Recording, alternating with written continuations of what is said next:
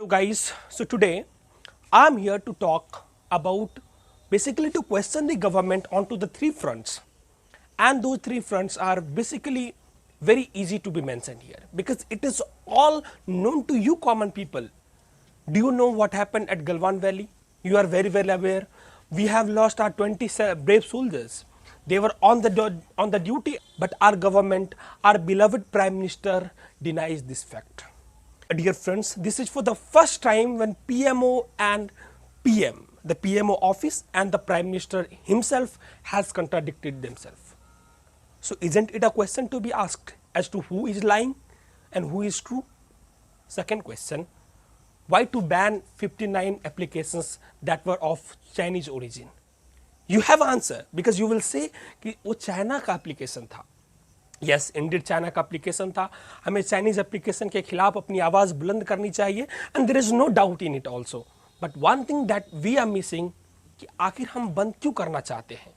क्योंकि हमारे साथ हमारे भारत और चाइना के बीच में एक पॉलिटिकल टेंशन बना हुआ है बॉर्डर पर, जो गलवान वैली में जो टेंशन चल रहा है.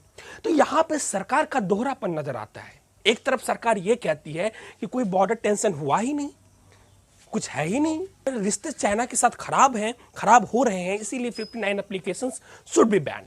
Now we have to ask a question कि सरकार से कि आपकी राय क्या है, क्या आप मानते हैं ऐप बैन करना इसीलिए जरूरी था क्योंकि चाइना के साथ रिश्ते खराब हो रहे थे, या फिर कोई और मुद्दा था. आप आईटी मिनिस्टर रविशंकर प्रसाद की ये ट्वीट को समझिए. उन्होंने कहा कि citing these security reasons, data privacy reasons, we are banning 59 applications of the Chinese origin because they were sharing data with the Chinese government. Now asking a question, ये बात आज से नहीं 2 साल से उठ रही है कि टिकटॉक को बैन कर देना चाहिए. एक बहरहाल में मुझे नाम नहीं याद है, मैं आपको नेम डिस्प्ले कर दूंगा. उस बीजेपी के एमपी ने ही कहा था कि टिकटॉक को बैन कर देना चाहिए, लेकिन सरकार तभी सुध नहीं ले रही थी. दोस्तों, एक बड़ा सवाल यह है कि क्या सरकार हमसे कुछ छुपा रही है. मैं मानता हूं, मुझे इस बात से कतई फर्क नहीं पड़ता कि हम एप्लीकेशन क्यों डिलीट नहीं करें. हम बेशक एप्लीकेशन डिलीट करेंगे, पूरे जोर शोर के साथ डिलीट करेंगे और औरों को भी प्रेरित करेंगे कि आप भी अपने मोबाइल फोन से चाइनीज एप्लीकेशन रिमूव करो. लेकिन इस चाइनीज एप्लीकेशन को डिलीट करने का माध्यम, जो स्तर, जो परा होना चाहिए, वो किसी फॉल्स क्लेम पे नहीं बेस्ड होना चाहिए. अगर ऐप डिलीट करना ही राष्ट्रवाद है तो हमें सही राष्ट्रवाद का कथन पढ़ाया जाना चाहिए. हमें बताया जाना चाहिए कि हाँ, चाइना ने हमारे साथ गलत करा है. आप बोलिए, हम आपके साथ करें, पूरा देश आपके साथ करा है. इसलिए नहीं क्योंकि आप एक तरफ कुछ और बोले, दूसरी तरफ कुछ और करें. मैं पूछना चाहता हूं, prime minister has addressed the nation for the 3 to 4 times after the standoff at the Galwan valley. Did he mention anywhere China and Xi Jinping? No. But why?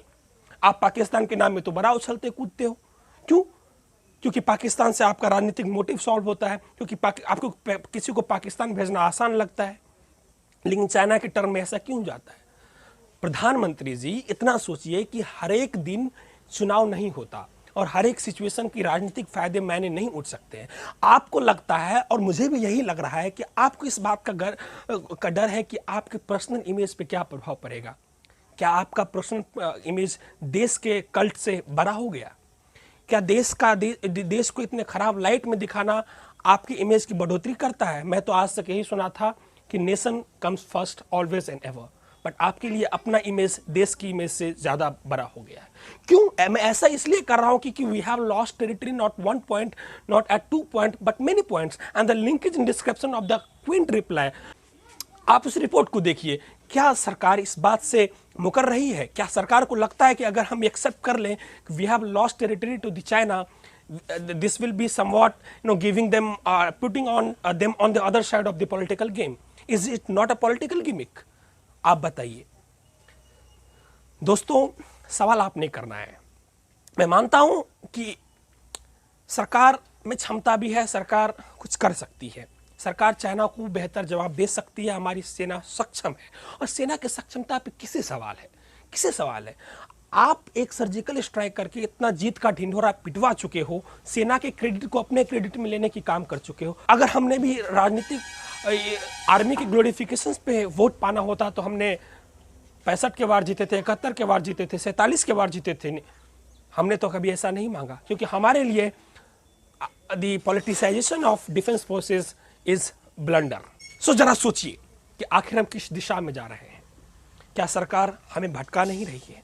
अगर भटका रही है तो आप भी अपनी आवाज़ उठाइए और सरकार से ये सवाल कीजिए।